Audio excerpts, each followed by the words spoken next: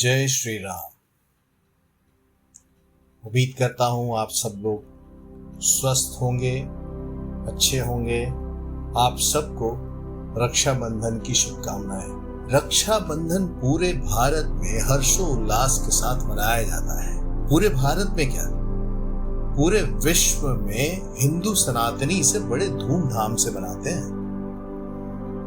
लेकिन क्या ये सिर्फ भाई और बहनों के प्यार का त्योहार है या इससे भी कहीं ज्यादा है? रक्षाबंधन कब शुरू हुआ, कैसे शुरू हुआ, क्यों शुरू हुआ और इसका महत्व क्या है? आइए चलिए इस पर एक नजर डालते हैं। भारतीय धर्म संस्कृति के अनुसार रक्षाबंधन का त्योहार श्रावण माह यानी सावन महीने की पूर्णिमा को मनाया जाता है। यह त्योहार भाई बहन को स्नेह की डोर में बांधता है। इस दिन बहन अपने भाई के मस्तक पर टीका लगाकर रक्षा का बंधन बांधती है, जिसे राखी कहते हैं। यह एक हिंदू व जैन त्योहार है जो प्रति वर्ष श्रावण मास की पूर्णिमा के दिन मनाया जाता है। सावन में मनाए जाने के कारण या श्रावण में मनाए जाने के कारण इसे श्रावणी या सावनी या सलूनो भी कहते हैं। रक्षाबंधन में राखी या रक्षा सूत्र का सबसे अधिक महत्व है। राखी कच्चे सूत जैसी सस्ती वस्तु से लेकर रंगीन कलावे, रेशमी धागे तथा सोने या चांदी जैसी महंगी वस्तु तक की हो सकती है। ये प्रतीकात्मक है। रक्षाबंधन भाई बहन के रिश्ते का प्रसिद्ध त्योहार है। रक्षा का मतलब सुरक्षा और बंधन का मतलब बाध्य है। रक्षाबंधन के दिन बहनें भगवान से अपने भाइयों की तरक्की के लिए प्रार्थना करती हैं। राखी सामान्यतः बहनें भाई को ही बांधती हैं, परंतु जैसा कि मैंने पहले पूछा कि क्या ये सिर्फ भाई या बहनों का ही त्योहार है? नहीं, राखी सामान्यतः बहनें भाई को ही बांधती हैं, परंतु ब्राह्मणों, गुरुओं और परिवार में छोटी लड़कियों द्वारा सम्मानित संबंधियों जैसे पुत्री द्वारा पिता को भी बांधी जाती है। कभी कभी सार्वजनिक रूप से किसी नेता या प्रतिष्ठित व्यक्ति को भी राखी बांधी जाती है। ये तो आप लोगों ने भी देखा होगा। प्रधानमंत्री भी कभी राखी बंधवाते हैं, कभी राष्ट्रपति भी राखी बंधवाते हैं। वैसे अभी हमारे राष्ट्रपति जो है वो महिला है। रक्षाबंधन के दिन भाई अपने बहन को राखी के बदले कुछ उपहार देते हैं। हिंदू धर्म के सभी धार्मिक अनुष्ठानों में रक्षा सूत्र बांधते समय कर्मकांडी पंडित या आचार्य संस्कृत में एक श्लोक का उच्चारण करते हैं, जिसमें रक्षाबंधन का संबंध राजा बलि से स्पष्ट रूप से दृष्टिगोचर होता है। और यह श्लोक रक्षाबंधन का अभीष्ट मंत्र है। येन बद्धो बलि राजा दानवेंद्रो महाबलः तेन त्वमापि बद्धामि रक्षे माचल माचल माचल। इस श्लोक का हिंदी भावार्थ ये है, जिस रक्षा सूत्र से महान शक्तिशाली दानवेंद्र राजा बलि को बांधा गया था, उसी सूत्र से मैं तुझे बांधता हूं या मैं तुझे बांधती हूं। हे रक्षे, हे राखी, तुम अडिग रहना। तुम अपने संकल्प से कभी भी विचलित ना हो। अब पौराणिक प्रसंग क्या है इसका? राखी का त्योहार कब शुरू हुआ ये कोई नहीं जानता, लेकिन भविष्य पुराण में वर्णन मिलता है कि देव और दानवों में जब युद्ध शुरू हुआ, तब दानव हावी होते नजर आने लगे। भगवान इंद्र घबराकर बृहस्पति के पास गए। वहां बैठी इंद्र की पत्नी इंद्राणी सब सुन रही थी। उन्होंने रेशम का धागा मंत्रों की शक्ति से पवित्र करके अपने पति के हाथ पर बांध दिया। संयोग से वह श्रावण पूर्णिमा का दिन था। लोगों का विश्वास है कि इंद्र इस लड़ाई में इसी धागे की मंत्र शक्ति से ही विजय हुए थे। उसी दिन से श्रावण पूर्णिमा के दिन यह धागा बांधने की प्रथा चली आ रही है।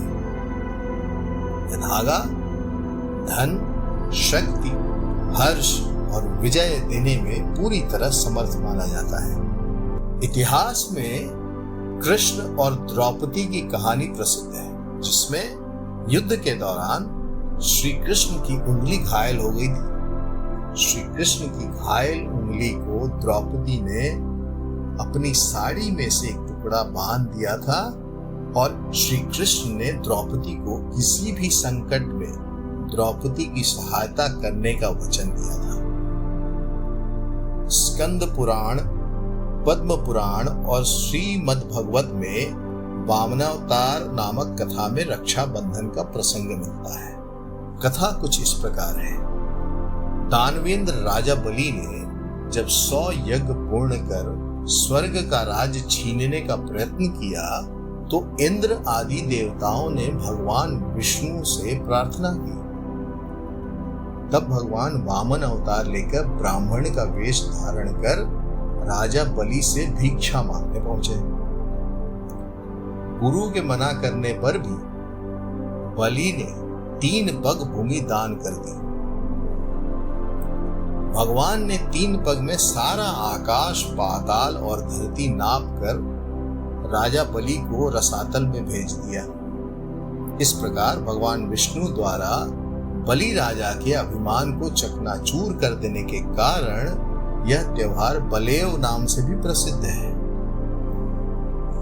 कहते हैं एक बार बलि रसातल में चला गया, तब बलि ने अपनी शक्ति के बल से भगवान को रात दिन अपने सामने रहने का वचन ले लिया। अब वचन ले लिया तो भगवान बंध गए और भगवान राजा बलि के साथ ही रहे। भगवान के घर न लौटने से परेशान लक्ष्मी जी को नारद जी ने एक उपाय बताया। उस उपाय का पालन करते हुए लक्ष्मी जी ने राजा बलि के पास जाकर उसे रक्षा बंधन बांधकर अपना भाई बनाया और अपने पति भगवान विष्णु को अपने साथ ले आई। विष्णु पुराण के एक प्रसंग में कहा गया है कि श्रावण की पूर्णिमा के दिन भगवान विष्णु ने हयग्रीव के रूप में अवतार लेकर वेदों को ब्रह्मा के लिए फिर से प्राप्त किया था। भगवान हयग्रीव को विद्या और बुद्धि का प्रतीक माना जाता है।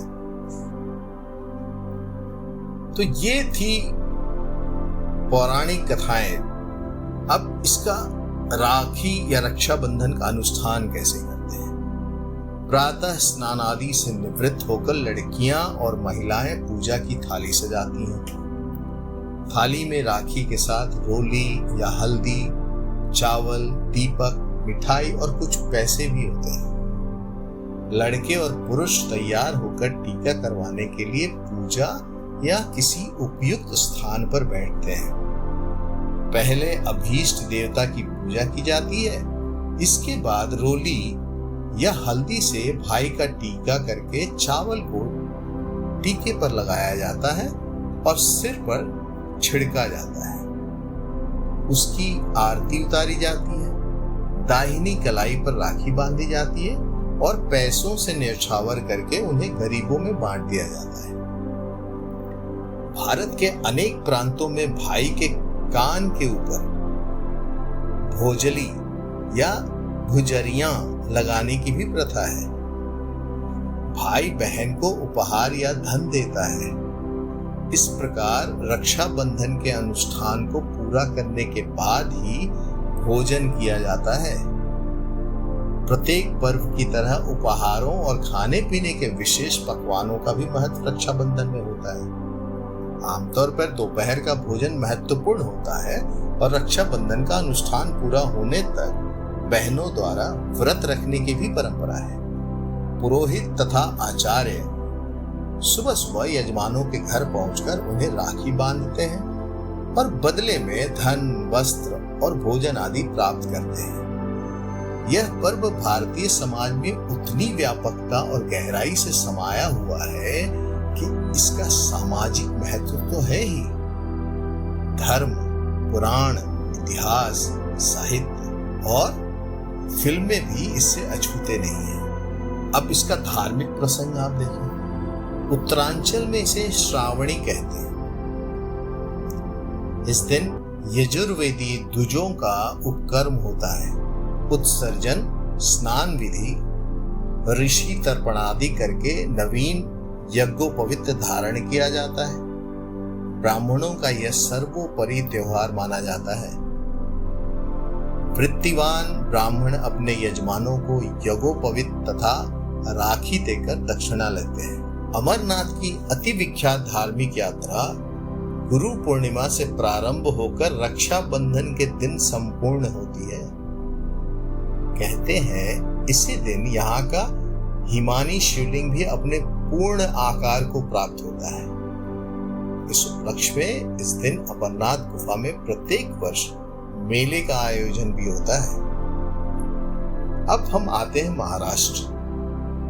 महाराष्ट्र राज्य में यह त्योहार नारियल पूर्णिमा या श्रावणी के नाम से विख्यात है।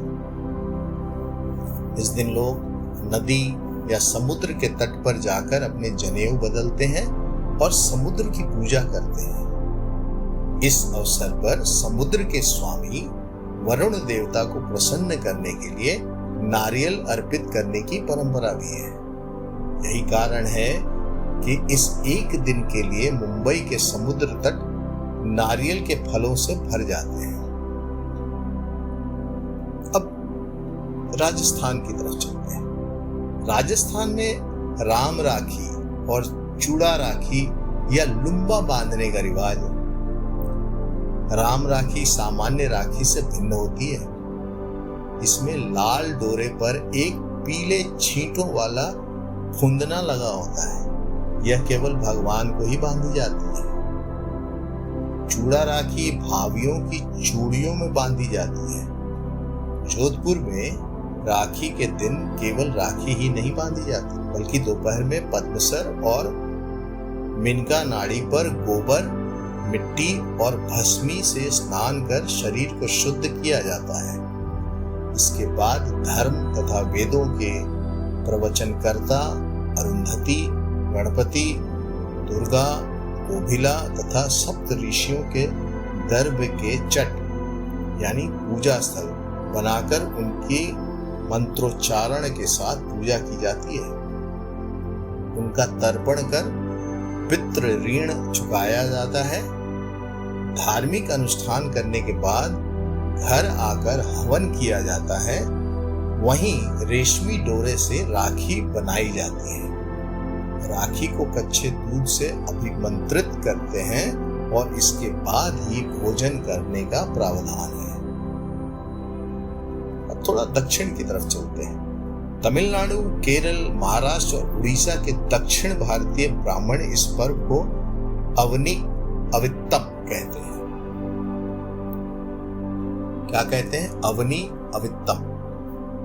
यज्ञोपवीतधारी ब्राह्मणों के लिए यह दिन अत्यंत महत्वपूर्ण है। इस दिन नदी या समुद्र के तट पर स्नान करने के बाद ऋषियों का तर्पण कर नया यज्ञोपवीत धारण किया जाता है। गए वर्ष या बीते वर्ष के पुराने पापों को पुराने यज्ञोपवीत की भांति त्याग देने और स्वच्छ नवीन यज्ञोपवीत की भांति नया जीवन प्रारंभ करने की प्रतिज्ञा ली जाती है। इस दिन यजुर्वेदीय ब्राह्मण 6 महीने के लिए वेद का अध्ययन प्रारंभ करते हैं। इस पर्व का एक नाम उपक्रमण भी है, जिसका अर्थ है नई शुरुआत। व्रज में हरियाली तीज, श्रावण शुक्ल तृतीया से श्रावणी पूर्णिमा तक समस्त मंदिरों एवं घरों में ठाकुर झूले में विराजमान होते हैं। रक्षाबंधन वाले दिन झूलन दर्शन समाप्त होते हैं। अब आप उत्तर प्रदेश आइए। श्रावण मास की पूर्णिमा के दिन रक्षाबंधन का पर्व मनाया जाता है। रक्षाबंधन के अवसर पर बहन अपना संपूर्ण प्यार रक्षा के रूप में अपने भाई की कलाई पर बांधकर उड़ेल देती है।